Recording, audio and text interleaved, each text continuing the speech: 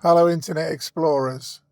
Travel with us today as we leave the historic city of Carcassonne, head into the Pyrenees and cross into Spain before heading down to Barcelona. The route looks a bit squiggly through the Pyrenees. There are plenty of mountain roads. Welcome to the long free ride.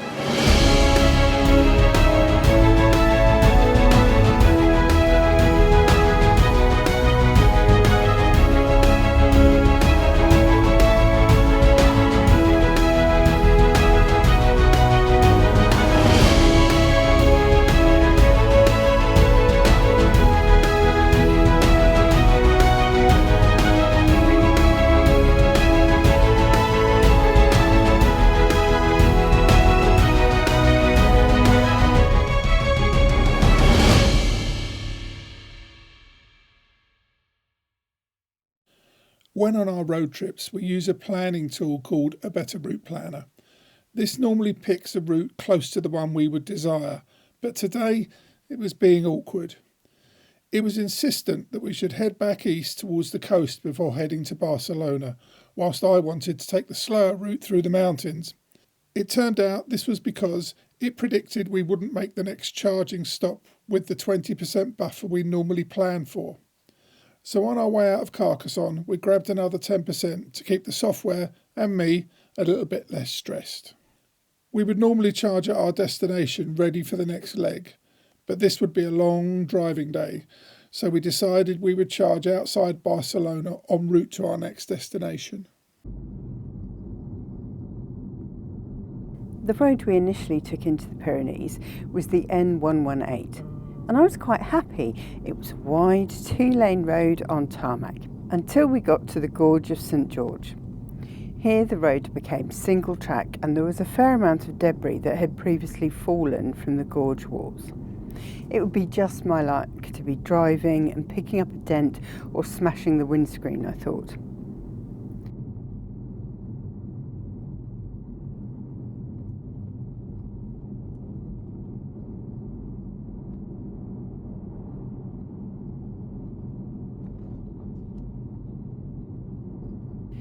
Fortunately, however, we emerged from the gorge unscathed and continued onward into the mountains. As we climbed higher, the road twisted its way through mile after mile of wooded slopes, all very lush with their late spring growth.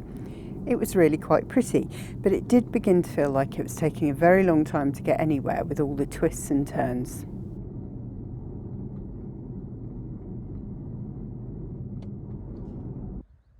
Eventually, after many twists and turns, we arrived at an upland plateau where we stopped for lunch. However, this being France, we were informed that the cafe was shut so that staff could have their lunch. So it was back on the road for us, heading through the open grasslands towards Spain, where we hoped they had cafes that stayed open for lunch rather than closing.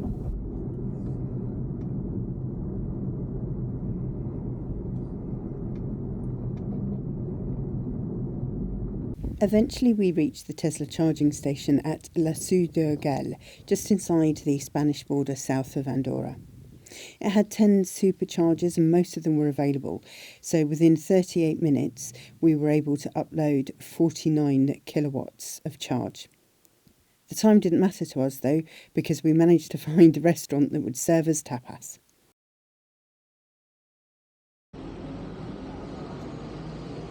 We had chosen to stay only one day in Barcelona, so we knew there was a limit to what we could take in. With the city also being very spread out, we knew walking was not an option. So it was back on the trusty red bus tour to take us to the sites. With the sites being so spread out and with countless traffic lights, progress could be slow, and much of the time it did feel like we were driving through concrete apartment canyons. Many of the famous sites in the city revolve around the architecture of Antonio Gaudi. Born in 1852, Gaudi's greatest influence over the architecture of Barcelona was between 1880 and the early 1900s. Commissioned to build grand houses or add new facades to buildings, Gaudi is most famous for embedding the shapes of nature into his architecture. One such building is Casa Mila. Built between 1906 and 1910, this 5-storey property displays the use of curves and natural forms, all topped by a fantastic roof and ceramic-covered ornate chimneys.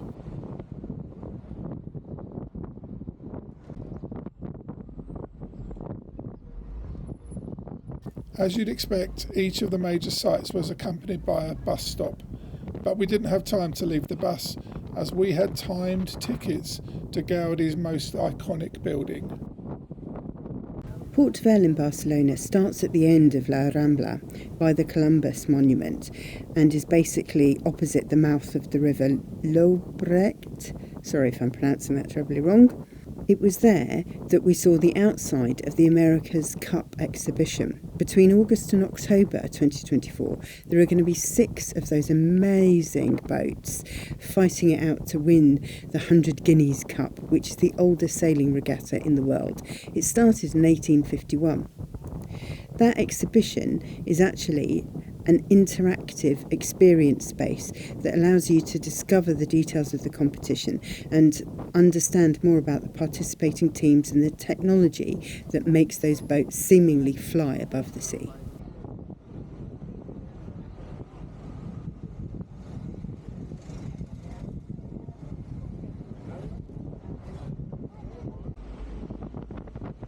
After 2 hours on the bus, we arrived at Gaudi's greatest architectural triumph, La Sagrada Familia. As we'd expected, it was rammed with visitors. We still had an hour before our time slot, so we found a small sandwich kiosk and grabbed takeaway lunch to eat in the park next to the basilica, whilst also feeding the pigeons. You may already have been to La Sagrada Familia, Barcelona's basilica, or at least heard about it and seen photos. So I'm going to try and tell you something that you may have missed. You'll find many other YouTube videos for a tour of the place, giving you the religious history with all the facts and figures. If you are visiting, please don't just rush into the building. Walking around it and looking at the outside is free. It will give you a sense of the size and scale of this place, even though it is a building site and not due to be completed for a few more years yet. The detail on the outside tells its own story, regardless of the purpose of the building, its architecture, and the design on the inside. You probably already know it's the largest unfinished Roman Catholic church in the world. The name translates as Church of the Holy Family, and it was designed to honour Jesus' life. This 12-point star is 7 metres wide and 7 metres tall. It's installed on the spire dedicated to the Virgin Mary. Seeing it shine in the sun and reflect the light was just spectacular. Currently, tourists enter through the northeast side, the Nativity facade. This celebrates the birth of Christ, and it has 3 portals representing hope, mercy and faith. However, that is not intended to be the main door. Oh no, that's coming later. That's not finished yet because somebody inconveniently built 3 tower blocks in the way of what is planned to be a very impressive set of stairs. The interior of the basilica is truly stunning, and I feel I may not find words to do it justice. Unlike many Gothic cathedrals that are bereft of natural light, La Sagrada Familia is not. Its eastern windows are blues and greens said to represent birth, growth and life. In contrast, the western windows are reds and oranges, perhaps to represent ageing, death or the setting sun. But it's how the outside light is brought in through these windows and the mesmeric shades and colours that it paints on the interior surfaces that is truly jaw-dropping.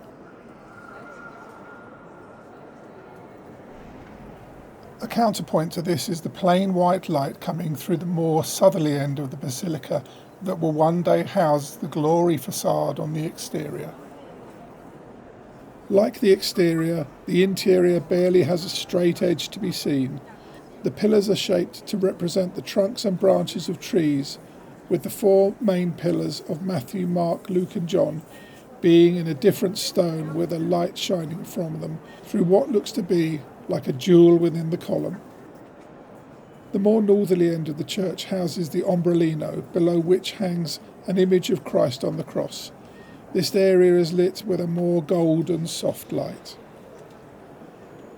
Neither Michelle or I are religious, and I personally have as much faith in the gods of the Vikings, Greeks and Romans as I do with the monotheistic God of the Christians. However, spaces like La Sagrada Familia touch an inner part of the human psyche through just their monumental size and artistry.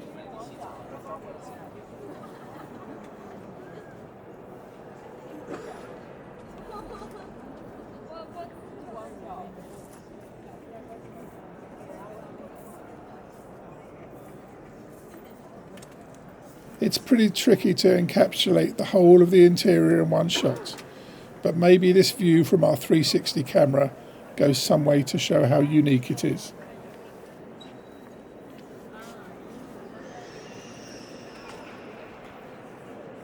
Fun fact for you. Construction has been going on for 142 years at this point, and it's relying solely on private donations and ticket sales. There's absolutely no government money involved, apparently. They're hoping to complete the central tower, representing Jesus Christ himself, in 2026 for the 100th year anniversary of Gaudi's death.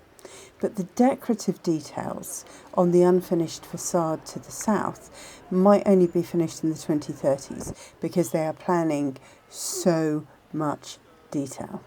Think what you might of it as a building, think what you might of it as an architectural project, but George Orwell hated it. He's quoted as saying the church is one of the most hideous buildings in the world. Bit harsh, I think. The Passion facade, the west side, or the exit door where tourists are funnelled out at the moment, is dedicated to the death of Christ. It's designed to be plain and simple. It depicts scenes from the Last Supper, Judas's kiss, the crucifixion and the resurrection. There are 6 large columns resembling the sequoia trunks and 18 smaller white columns representing bones. But it's very, very different from the nativity scene that Gaudi designed on the east side. Originally, the stone to build this incredible structure came from the Montserrat Mountains until the quarry went too deep there and it was found that the stone was increasingly fragile. Since 2018, the stone has actually come from the Withell Quarry in Brinskell near Chorley in England. Don't worry, Spain, we've got you back. Jumping on another bus, in hindsight, was a bad move. Whilst we did get to see some historic statues, the Olympic Stadium,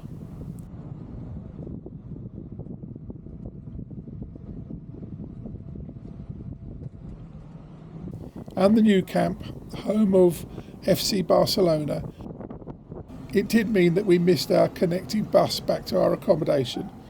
Drawn by the lure of luxury yachts and a first-class marina, we headed back to Port Vale for dinner that night.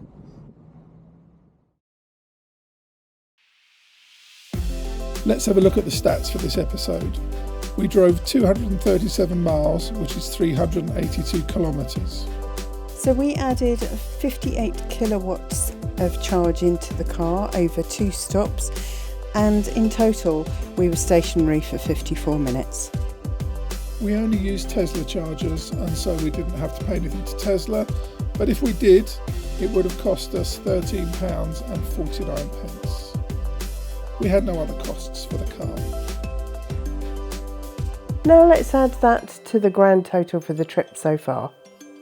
We hope the Long Free Ride is demonstrating that you can do long road trips in an electric vehicle. Please like, share and subscribe to the channel to help us bring this message to a wider audience. Next time on the Long Free Ride, we step into the shoes of Indiana Jones as we discover the Holy Grail.